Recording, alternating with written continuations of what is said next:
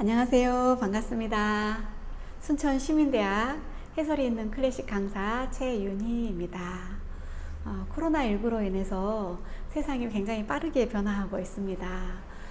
젊은 순천시도 변화에 반응하면서 순천 시민의 자랑, 평생교육 수업이 이렇게 온라인으로 대체하면서 변화하고 있습니다. 우리 클래식 음악 수업도 온라인 수업으로 여러분을 만나게 될 것인데요. 해설이 있는 클래식 수업은 클래식 음악을 아주 쉽고 재미있게 해설해 드리고요. 그리고 클래식 음악을 스스로 찾아 들을 수 있도록 도와드리는 그런 수업입니다. 클래식 음악 그러면 굉장히 되게 어렵게 생각하시고 복잡하고 나와는 거리가 먼 그런 음악이라고 생각하시는데요. 절대 그렇지 않습니다. 클래식 음악은 이미 낭만시대 이후에 서민들의 음악이었고요. 그리고 클래식 음악에는 정말 많은 사연들이 있어요. 그래서 그런 사연들과 함께 음악을 듣다 보면 위로도 되어주고 기쁨도 되어주는 그런 정말 멋진 예술이 아닌가 그런 생각을 합니다. 저와 함께 꾸준하게 이야기 나누다 보면 어느새 클래식 음악의 매력에 푹 빠져버릴 거라고 생각합니다. 자, 오늘은요, 제가 여러분에게 정말 멋진 곡을 하나 소개할까 합니다.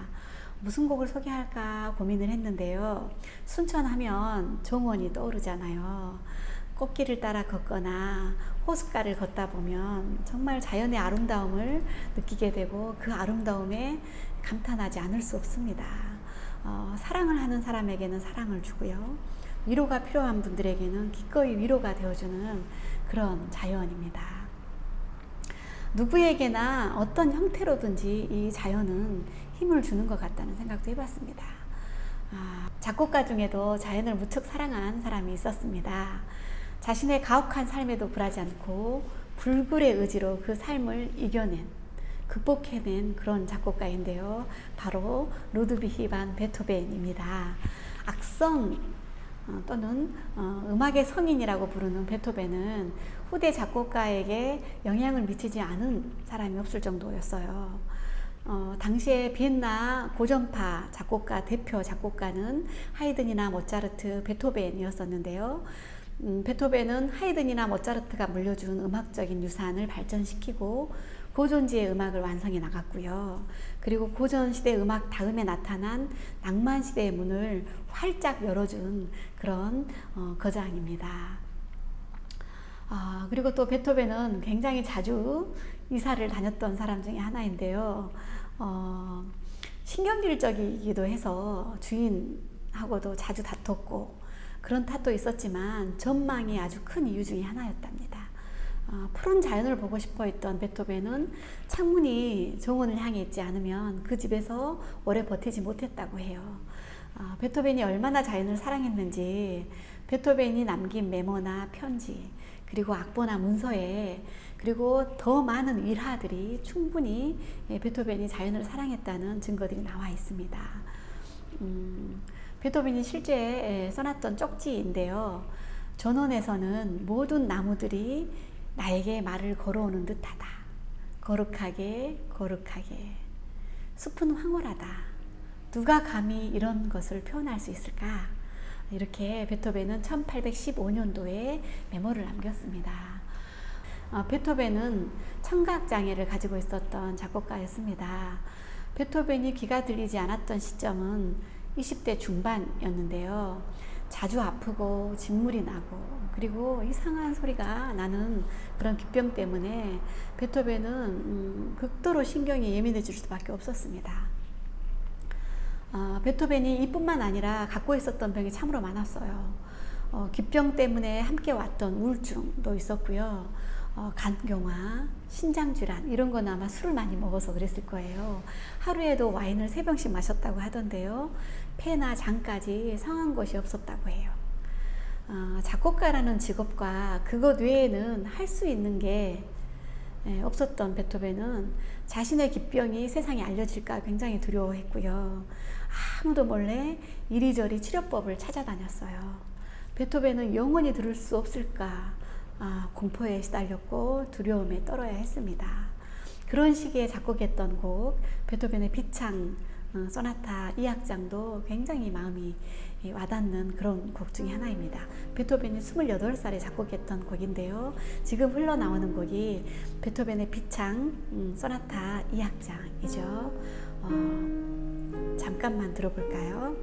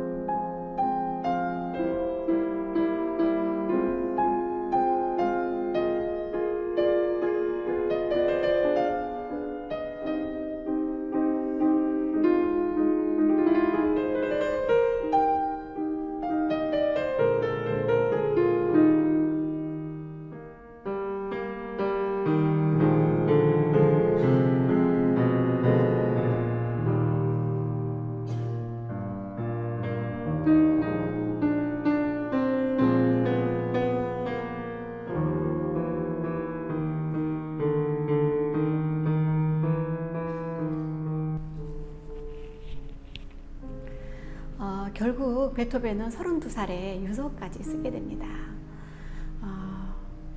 유서의 내용은 베토벤의 동생 2명에게 보낸 편지였는데요. 그 내용 중에 이런 글이 있습니다. 내 옆에 사람은 멀리서 들려오는 피리 소리를 듣고 있는데 나는 아무것도 들을 수 없다든가, 그 사람은 양치는 목자의 노랫소리를 듣고 있는데 내게는 전혀 아무것도 들리지 않았을 때에 그 굴욕감은 어떠하겠는가. 나는 절망의 심연에서 굴러 떨어져 죽고 싶다는 생각밖에 나지 않는다. 이런 내용을 씁니다. 그러나 베토벤을 이 절망 속에서 구해준 것은 하일겐슈타트의 평온한 전원이었습니다. 성자의 도시라는 뜻의 하일겐슈타트는 빈 시내가에서 1시간 반 정도 외곽으로 가 있는 마을인데요. 1780년도에 광천수가 나오면서 귀족들로부터 굉장히 인기 있었던 것이었습니다. 베토벤도 치료를 위해서 그곳에 가서 온천수에 몸을 담궜습니다. 6개월 이상 치료를 위해서 온천수에 몸을 담궜지만 차도가 없었어요. 그러나 이 평온하고 아름다웠던 숲과 자연에서 휴식하면서 베토벤은 다시 삶에 대한 의지와 음악에 대한 영감을 얻었고, 자살 충동까지 느꼈던 그 마음을 이겨내고 자신을 치유해준 하일겐슈타트의 숲과 자연에게 감사하는 마음을 담아 전원 교향곡을 작곡하게 되죠. 이 곡은 하일겐슈타트 유서를 쓴 지 6년이 지난 후에 베토벤은 청각신경이 완전히 마비되었고 시냇물 소리나 새소리, 이런 자연의 소리는 거의 들을 수 없었다고 합니다. 그럼에도 베토벤은 전원 교향곡 속의 자연의 소리가 정말 아름답게 표현됩니다. 놀라지 않을 수가 없습니다. 바이올린 소리는 졸졸졸 흐르는 물소리 또는 빗소리를 표현했고요. 클라리넷 소리는 뻐꾸기라던가 메추라기 등 새들의 노랫소리를 표현하게 됩니다. 그리고 천둥과 번개 소리도 표현하는데요. 팀판이라던가 트롬본, 피콜로로 표현해요. 기가 막힌 곡입니다. 지금 흘러나오는 곡이 베토벤의 전원 교향곡인데요. 이 베토벤의 전원 교향곡은 묘사 음악이 아닙니다. 베토벤이 느낀 전원을 음악으로 표현해낸 것이죠. 베토벤은 있는 그대로 자연을 묘사한 게 아니라 보여주고 싶어 했던 자연을 자신의 색깔대로 표현했다고 생각합니다. 베토벤에게 사라져버린 소리의 세계, 그러나 기억 속에 남아 있었던 그 내면의 소리, 그 소리를 한 편의 전원시로 표현하게 된 것이죠. 매일 아침 전원교향곡을 들으면서 잠에서 깬다면 아마 여러분들은 숲속에 있다라고 생각할 정도로 정말 청량감이 풍부한 그런 음악입니다.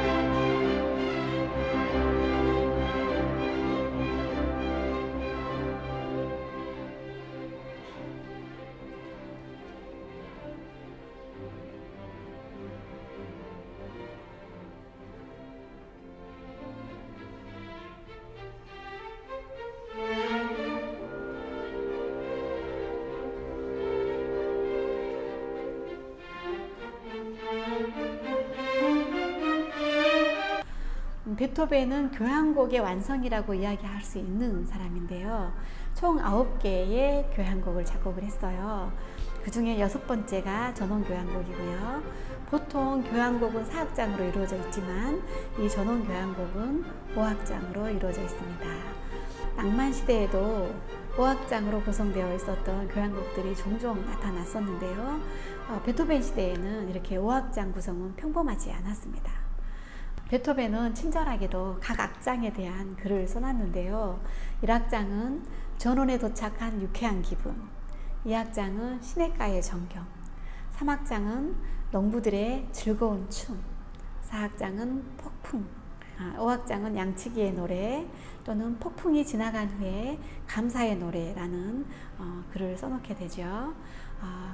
이 제목에 맞게 굉장히 아름다운 곡입니다. 이렇게 자연은 치유의 힘이 있는 것 같습니다. 날마다 같은 길을 걸으며 산책을 해도 그 풍경은 매일 다릅니다. 날씨에 따라서, 기분에 따라서, 그리고 만나는 사람에 따라서도 다르지요. 오늘은 이렇게 아름다운 우리 순천시에 있는 순천만 정원에서 베토벤의 교향곡 6번 전원을 들으며 산책을 해도 참 좋겠다라는 생각이 듭니다. 베토벤의 전원 교향곡은 우리에게 더 넓은 정원으로 안내해 줄 듯 합니다. 해설이 있는 클래식, 오늘은 베토벤의 전원 교향곡에 대해서 간단하게 이야기 나눴고요. 스토리를 좀 알려드렸습니다. 해설이 있는 클래식 시간은 다음 시간 또 기대해 주시고요. 그리고 코로나19 함께 잘 극복해 나갔으면 좋겠습니다. 감사합니다. 건강하세요. 고맙습니다.